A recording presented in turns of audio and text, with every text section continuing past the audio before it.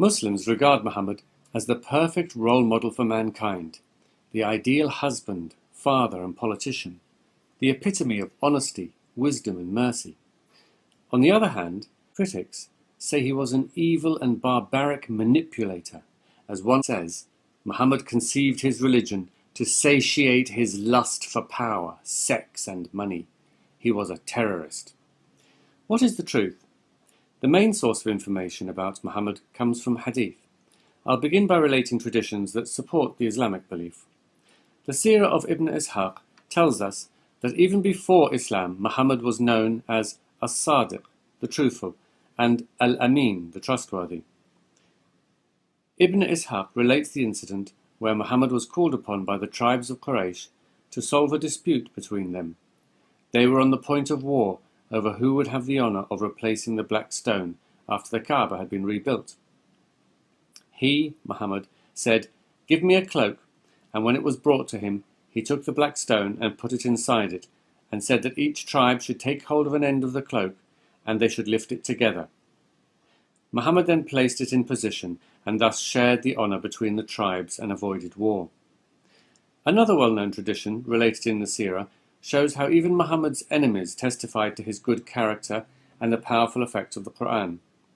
The Quraysh sent Utbah ibn Rabi'a to offer him power and wealth to give up his mission, saying, "If what you want is money, we will gather for you out of our property, so that you may be the richest of us. If you want honour, we will make you our chief, so that no one can decide anything apart from you. If you want sovereignty, we will make you king." But the Prophet refused, and instead recited some verses from the Quran. Utbah was amazed, and returned to the Quraysh, saying he had heard words such as he had never heard before, which were neither poetry, spells, nor witchcraft. "Take my advice, and do as I do. Leave this man entirely alone, for by God, the words which I have heard will be blazed abroad." Here are a few more narrations. Muhammad was the most generous of people, who never kept a dinar or a dirham with him overnight. If he had anything left over and could not find someone to give it to before nightfall, he would not go home until he had donated it to someone who needed it. When Muhammad dispatched troops, he would tell them, "Do not kill a child, nor woman, nor old man, nor obliterate a stream, nor cut down a tree. Show mercy to whatever is on earth, and he who is in heaven will show mercy to you. The strong man is not the one who is strong in wrestling, but the one who controls himself in anger. Visit the sick, feed the hungry, and free the captives.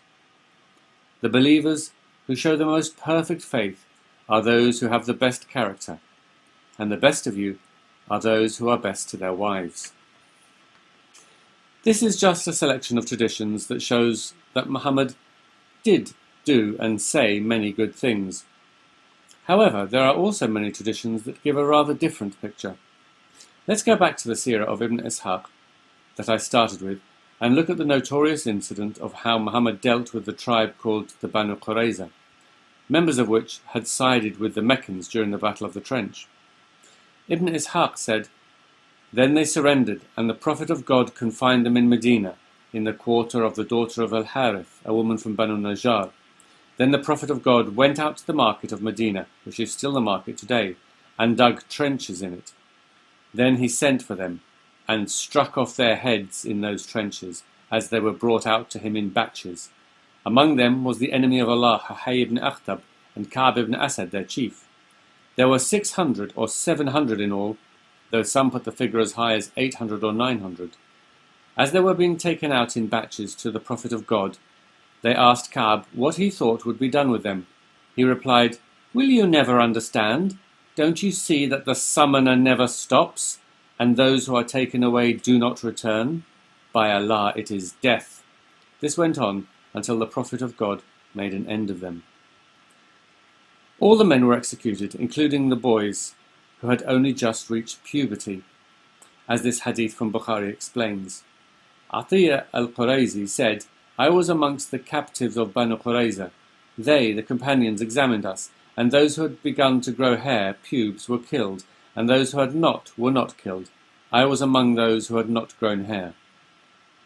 Boys reach puberty at around 13 years old, which means that boys as young as 13 were taken out and beheaded and thrown into the trenches along with their fathers, brothers and uncles. Then the women and children were taken as slaves and their property divided amongst the Muslims. What makes this incident even worse is that it was only certain members of the tribe that had sided with the Meccans. The vast majority of the tribe were completely innocent. Another episode from Muhammad's life that looks very cruel and immoral by today's standards was his treatment of the Banu Najjar in Khaybar. At one point, Muhammad orders Kinana, the keeper of the treasure of his tribe, to be tortured to tell them where the treasure is. Torture him until you extract what he has. So he kindled a fire with flint and steel on his chest until he was nearly dead. But Kinana refused to say where the treasure was, so Muhammad handed him over to a companion who beheaded him. Now Muhammad had just killed Kinana's father-in-law, and now he had tortured and killed Kinana. He then takes Kinana's wife, Safiya, and marries her, and consummates the marriage in a tent before the day is out.